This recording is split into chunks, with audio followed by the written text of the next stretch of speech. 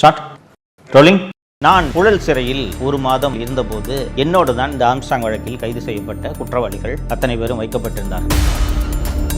இது ஒரு அரசியல் கொலை. இந்த கொலையில் தமிழக காங்கிரஸ் கமிட்டியின் தலைவர் திரு செல்வப்பெருந்தகை சம்பந்தப்பட்டிருக்கிறார். திமுக அமைச்சர் திரு சேகர்பாபு சம்பந்தப்பட்டிருக்கிறார். ஃபர்ஸ்ட் இந்த வழக்கில் முக்கியமாக நம்ம கவனிக்க வேண்டியது, திரு ஆம்ஸ்ட்ராங் அவர்கள் கத்தியாலும் அருவாளாலும் வெட்டப்பட்டார். இதில் துப்பாக்கியை இன்வால்வ்டு. இந்த வழக்கில் மிக மிக முக்கியமான ஒரு நபராக இருக்கக்கூடியவர் தான் இந்த சிசிங் ராஜா. இந்த சிசிங் ராஜாவை ஆந்திராவில் வைத்து கைது செய்து 24 செப்டம்பர் 2024 அன்று காவல்துறையால் கொல்லப்படுகிறார். இந்த படுகொலை சம்பவம் தமிழகத்தையே உலுக்கியது. அன்பான தமிழ் பெருங்குடி மக்களே வணக்கம். 2026 சட்டப்பேரவை தேர்தல் தொடர்பாக நாம் தொடர்ந்து உரையாடிக்கிட்டு வர்றோம். கடந்த 5 ஆண்டு கால திராவிட முன்னேற்ற கழக திராவிட மாடல் ஆட்சியில் நடந்த பல்வேறு சம்பவங்களை தேர்தல் நேரத்தில் வாக்களிக்கிற நேரத்தில் நாம் மறந்துட்டு தப்பாக போய் மீண்டும் திமுகவுக்கு வாக்களித்து விடக்கூடாது என்பதற்காகத்தான் தொடர்ந்து நான் உங்களோடு உரையாடி கொண்டிருக்கிறேன். அப்படி நாம் நினைவில் கொண்டு வந்து மனதில் வைத்து கொண்டு யோசிக்க வேண்டிய ஒரு முக்கியமான சம்பவம் எது என்றால், பகுஜன் சமாஜ் கட்சியின் தமிழக தலைவராக இருந்த திரு ஆம்ஸ்ட்ராங் அவர்களோட படுகொலை. பலருக்கு தெரிஞ்சிருக்கும், சென்னையை தாண்டியும் தமிழகம் முழுக்கவே திரு ஆம்ஸ்ட்ராங் அவர்கள் பிரபலமானவர். குறிப்பாக தலித் மக்கள் மத்தியில் மிகுந்த செல்வாக்கான ஒரு தலைவராக அவர் இருந்தார். அவரால் உதவி பெற்று வழக்கறிஞரான ஏராளமான தலித் இளைஞர்கள், தலித் மக்கள் இன்றும் சென்னையின் பல்வேறு நீதிமன்றங்களில் வழக்கறிஞர்களாக பணியாற்றி கொண்டிருக்கிறார்கள். ஒரு ட்ரஸ்ட் ஒன்று அமைச்சு நடத்திக்கிட்டு இருந்தார். பௌத்த மதத்தை தழுவியவர், பௌத்தத்தை பின்பற்றக்கூடியவர். இப்படிப்பட்ட ஆம்ஸ்ட்ராங் அவர்கள் 5 ஜூலை 2024 அன்று அவரோட வீட்டுக்கு பக்கத்திலேயே ரவுடிகளால் படுகொலை செய்யப்பட்டார். இந்த படுகொலை சம்பவம் தமிழகத்தையே உலுக்கியது. இந்த படுகொலை இது தொடர்பான விவகாரங்களுக்குள்ளெல்லாம், இதோட பின்னணி இதுக்குள்ளெல்லாம் போகிறதுக்கு முன்னாடி தமிழக அரசு அதை எப்படி கையாண்டதுன்றதை பார்க்கணும். சமூக நீதி அரசு என்று இந்த திமுக அரசு சொல்லிக் கொள்கிறது. அந்த ஆம்ஸ்ட்ராங் குடும்பத்தினர், ஆம்ஸ்ட்ராங் அவர்களின் மனைவி திருமதி பொற்கொடி கேட்டது என்னென்னா, அவருடைய அலுவலகம், அவர் ஒரு சட்ட உதவி அலுவலகம் வைத்திருக்கிறார் பெரம்பூரில். அந்த அலுவலகத்திற்கு பக்கத்திலேயே திரு ஆம்ஸ்ட்ராங் அவர்களை புதைக்க வேண்டும் என்று ஒரு கோரிக்கை வைத்தார்கள். தமிழக அரசு மிக கடுமையாக அதை மறுத்ததோடு அல்லாமல், அங்கிருந்து 30 கிலோமீட்டர் தள்ளி திருவள்ளூர் மாவட்டத்தில் அது ஒரு பெரிய இடுக்கு, அங்கே அந்த முதலாண்டு நினைவிடத்துக்கு போகிறதுக்கு அவ்வளோ கஷ்டப்பட்டோம். அந்த இடத்தில் தான் திரு ஆம்ஸ்ட்ராங் அவர்களை புதைக்க வேண்டும் என்று தமிழக அரசு உத்தரவிட்டு அங்கே தான் புதைக்கப்பட்டார்.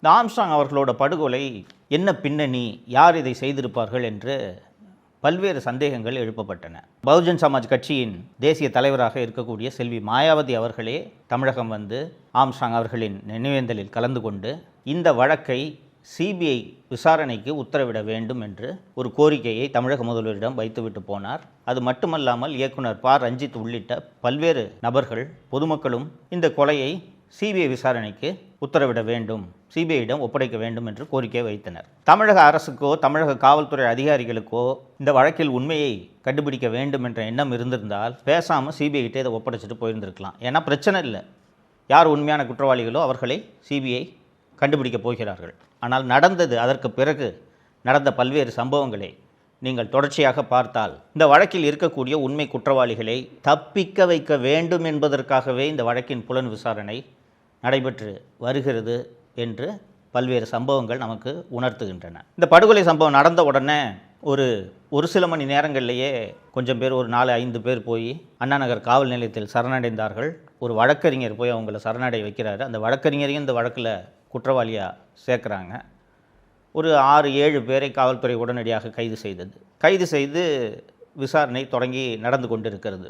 5 ஜூலை 2024 அன்று திரு ஆம்ஸ்ட்ராங் அவர்கள் படுகொலை செய்யப்படுகிறார். 14 ஜூலை 2024 அன்று இந்த வழக்கில் முக்கிய குற்றவாளியாக சேர்க்கப்பட்டிருந்த திருவேங்கடம் என்ற குற்றவாளி, அந்த திருவேங்கடத்தை காவல்துறை மேஜிஸ்ட்ரேட் முன்னாடி வாக்குமூலம் கொடுத்து, இவரை நாங்கள் கஸ்டடி எடுத்து விசாரிக்கணும் என்று போலீஸ் கஸ்டடியில் எடுக்கிறாங்க. இது போன்ற கொலை வழக்குகளில் கஸ்டடியில் எடுக்கக்கூடியவர்களை எப்படிப்பட்ட பாதுகாப்போடு அழைத்து செல்வார்கள் என்பது எல்லாருக்குமே நன்றாக தெரியும். பலத்த ஆயுதங்களோடு, AK-47 செல்ஃப் லோடிங் ரைஃபிள் உள்ளிட்ட பலத்த ஆயுதங்களோடு குறைந்தது ஒரு 20 காவலர்கள் இல்லாமல் கஸ்டடிக்கு எடுத்துகிட்டே போக மாட்டாங்க. புழல் சிறை வாசலுக்கு போய் நீங்கள் பார்த்தீங்கனாலே தெரியும் எவ்வளோ கடுமையான ஆயுதங்களோடு காவல்துறையினர் குற்றவாளிகளை எடுத்து செல்வார்கள் என்று. நான் ஒரு யூடியூப் வழக்கில் கைதானதுக்கே எனக்கு 15 போலீஸார் ஆயுதம் தாங்கிய போலீஸார் தான் என்ன காவலுக்கு எடுத்தாங்க.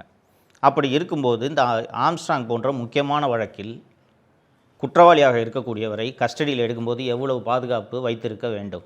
அதிகாலை 4 மணிக்கு திருவேங்கடத்தை கஸ்டடி எடுத்து அவர் ஒரு இடத்துல நான் துப்பாக்கியை ஒளிச்சு வச்சுருக்கேன் என்று சொன்னாராம். அந்த துப்பாக்கியை எடுக்கிறதுக்காக காவல்துறையினர் போனாங்களாம். அவர் போய் அந்த மறைத்து வைத்திருந்த துப்பாக்கி எடுத்து இவங்களை பார்த்து சுட்டாராம். ஃபஸ்ட்டு இந்த வழக்கில் முக்கியமாக நம்ம கவனிக்க வேண்டியது, திரு ஆம்ஸ்ட்ராங் அவர்கள் கத்தியாலும் அருவாளாலும் வெட்டப்பட்டார். இதில் துப்பாக்கியை இன்வால்வ்டு இல்லை. ஸோ அந்த திருவேங்கடம் வந்து துப்பாக்கி வச்சுருக்கேன் சார்னு சொன்னாலும் அப்புறமா வேறு யாரையாவது ஆள் அனுப்பிச்சு போய் துப்பாக்கி எடுத்துருக்கலாம். இல்லை திருவேங்கடத்தையே எடுத்து எதற்கு கொண்டு போய் விடியற் காலை 4 மணிக்கு யாருமே இல்லாத புழல் பகுதியில் கொண்டு போய் அவரை அந்த துப்பாக்கி எடுத்து கொடுக்க சொன்னாங்களாம். அவர் எடுத்து துப்பாக்கியை எடுத்து காவல்துறை அதிகாரிகளை பார்த்து சுட்டாராம். பதிலுக்கு இவங்க திருப்பி சுட்டதில் திருவேங்கடம் இறந்து விட்டார் என்ற ஒரு கதையை சொன்னார்கள். இது ஃபஸ்ட்டு முக்கியமான குற்றவாளி திருவேங்கடம் இதில் கொல்லப்படுகிறார் என்கவுண்டரால். 24 செப்டம்பர் 2024 அன்று இன்னொரு என்கவுண்டர் நடக்கிறது. இந்த இன்னொரு என்கவுண்டரு இந்த வழக்குக்கும் இதற்கும் சம்மதம் இல்லை என்று தான் வெளிப்பார்வைக்கு தோன்றும். அந்த 24 செப்டம்பர் 2024 அன்று என்கவுண்டர் செய்யப்பட்ட நபருடைய பெயர், அவர் ஹிஸ்ட்ரி ஷீட்டரு, ரவுடி. அவரோட பேர் வந்து சிசிங் ராஜா. நான் புழல் சிறையில் ஒரு மாதம் சென்னை சிறையில் இருந்தபோது என்னோடு தான் இந்த ஆம்ஸ்ட்ராங் வழக்கில் கைது செய்யப்பட்ட குற்றவாளிகள் அத்தனை பேரும் வைக்கப்பட்டிருந்தார்கள். அவர்களோடு பேசிக் கொண்டிருந்த போது தான் அவர்கள் அந்த விஷயத்தை சொன்னார்கள். இந்த வழக்கில் மிக மிக முக்கியமான ஒரு நபராக இருக்கக்கூடியவர் தான் இந்த சிசிங் ராஜா. இந்த சிசிங் ராஜாவுக்கு தான் திராவிட முன்னேற்ற கழகத்தில் அமைச்சராக இருக்கக்கூடிய திரு சேகர்பாபு அவர்களுக்கும் தமிழ்நாடு காங்கிரஸ் கமிட்டியின் தலைவராக இருக்கக்கூடிய திரு செல்வ பெருந்தகை அவர்களுக்கும் இந்த வழக்கில் எவ்வளவு தொடர்பு இருக்கிறது என்ற விவரம் அறிந்த ஒரே நபர் சிசிங் ராஜா. இந்த சிசிங் ராஜாவை ஆந்திராவில் வைத்து கைது செய்து கொண்டு வரும் வழியில் அவரும் ஆயுதத்தை எடுத்து காவல்துறையினரை தாக்க முயன்று பதிலுக்கு இவங்க சுட்டதில் சிசிங் ராஜா 24 செப்டம்பர் 2024 அன்று காவல்துறையால் கொல்லப்படுகிறார். வழக்கை சிபிஐக்கு மாற்ற வேண்டும் என்று யாராவது நீதிமன்றத்தை அணுக வேண்டும். யாருமே அணுகல. கடைசியாக கிட்டத்தட்ட இந்த கொலை சம்பவம் நடந்து 1 வருடம் கழிந்த பிறகு ஜூலை 2025 திரு ஆம்ஸ்ட்ராங் அவர்களுடைய தம்பி இமானுவேல் அவர்கள் சென்னை உயர்நீதிமன்றத்தில் ஒரு வழக்கு தாக்கல் செய்கிறார். இதுக்கு நடுவில் நடந்த ஒரு சின்ன அரசியலையும் உங்களோடு சேர்த்து சொல்ல வேண்டும். திரு ஆம்ஸ்ட்ராங் அவர்கள் இறந்த பிறகு தமிழ்நாடு பகுஜன் சமாஜ் கட்சிக்கு யாரை தலைவராக போடுவது என்று விவாதங்கள் எல்லாம் நடக்கும்போது கட்சியின் தேசிய தலைமை ஆம்ஸ்ட்ராங் அவர்களோட மனைவி திருமதி பொற்கொடியவே நீங்களே இந்த பதவிக்கு வாங்க, மாநில தலைமை பதவியை ஏற்றுக்குங்க, நீங்கள் இருந்தீங்கன்னா கட்சி நன்றாக நடக்கும் என்று சொன்னபோது எனக்கு சிறிய வயதில் குழந்தை இருக்கிறது, நான் அதை பார்த்துக்கணும், என்னால் இந்த வேலையை செய்ய முடியாது என்று அவர் சொன்னபோது அந்த கட்சியிலேயே இருந்த ஆனந்தன் என்ற வழக்கறிஞர் நான் இந்த தலைமை பொறுப்பை ஏற்றுக்கிறேன் அப்படின்ட்டு திருமதி பொற்கொடி அவர்கள்கிட்ட சொல்கிறாரு. எனக்கு இந்த தலைமை பதவியை கொடுங்க அப்படின்ட்டு பொற்கொடி அவர்கள்கிட்ட ஆனந்தன் மீண்டும் மீண்டும் ஏன் வலியுறுத்துகிறார் என்றால், நான் அண்ணன் வழக்கை சிபிஐக்கு மாற்றுறதுக்கான வழக்கு தொடரும் வேலைகளை நான் பார்க்கிறேன் என்ற வாக்குறுதியின் அடிப்படையில் தான் அவருக்கு தலைமை பதவி கொடுக்கப்படுகிறது. ஆனால் இந்த ஆனந்தன் கடைசி வரைக்கும் வழக்கு பதிவு செய்யவே இல்லை. ஜூலை 2025 தான் ஆனந்தன் முதல் முறையாக சென்னை உயர்நீதிமன்றத்தில் வழக்கு பதிவு செய்கிறார். வழக்கு ஒரு நீதிமன்றத்தில் வழக்கை சிபிஐக்கு மாற்ற வேண்டும் என்றால் எவ்வளவு தயாரிப்பு வேலைகளை செய்ய வேண்டும் என்பது நம்ம எல்லாருக்கும் தெரியும்.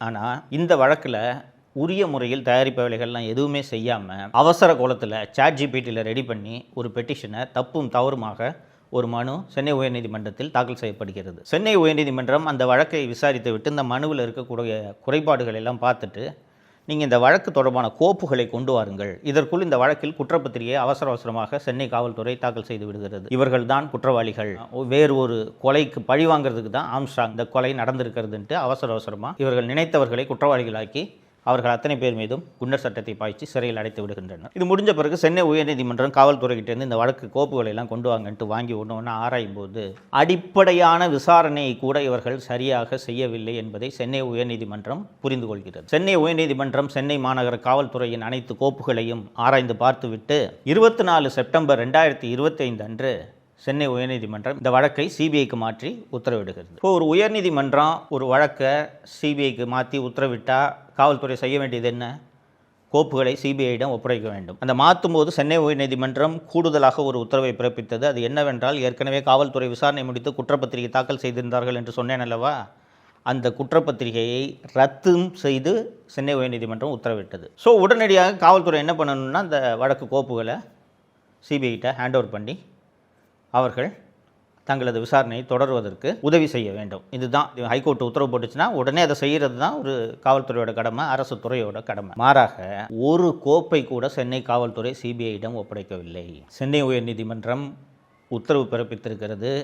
இது தொடர்பான வழக்கு கோப்புகளை நீங்கள் எங்களுக்கு கொடுக்க வேண்டும் என்று சிபிஐயும் சென்னை மாநகர காவல்துறைக்கு கடிதமும் எழுதிவிட்டது. அதற்கு பிறகும் இவர்கள் கோப்புகளை ஒப்படைக்கவில்லை. இந்த நிலையில் நவம்பர் 2025 தமிழக அரசு பல லட்சம் ரூபாய் செலவு செய்து மூத்த வழக்கறிஞர்களை நியமித்து உச்சநீதிமன்றத்தில் இந்த வழக்கு சிபிஐக்கு செல்வதற்கு உயர்நீதிமன்றம் போட்ட உத்தரவை தடையாணை பெற்றுள்ளனர். இதில் நாம் யோசிக்க வேண்டியது என்னன்னா, பகுஜன் சமாஜ் கட்சியை சேர்ந்தவர்களும் சொல்கிறார்கள், பல்வேறு பொதுமக்களும் சொல்கிறார்கள், திரு ஆம்ஸ்ட்ராங் அவர்களின் மனைவி திருமதி பொற்கொடி அவர்களே சொல்கிறார், இது ஒரு அரசியல் கொலை. இந்த கொலையில் தமிழக காங்கிரஸ் கமிட்டியின் தலைவர் திரு செல்வப்பெருந்தகை சம்பந்தப்பட்டிருக்கிறார், திமுக அமைச்சர் திரு சேகர்பாபு சம்பந்தப்பட்டிருக்கிறார். இவை அனைத்தையும் விசாரிக்க வேண்டும் என்றால் சிபிஐ தான் இந்த விசாரணையை நடத்த வேண்டும் என்று இவ்வளவு பேர் கோரிக்கை வைத்த பிறகும் சிபிஐ விசாரணைக்கு இதை அனுப்பவே மாட்டேன் என்று தமிழக அரசு பிடிவாதம் பிடிப்பதன் மர்மம் என்ன? இந்த மர்மம் இப்போதைக்கு விலகாது. ஏன்னா தமிழக அரசு தப்பித்தவறி கூட இந்த வழக்கில் நியாயமான விசாரணை நடைபெற விடாது.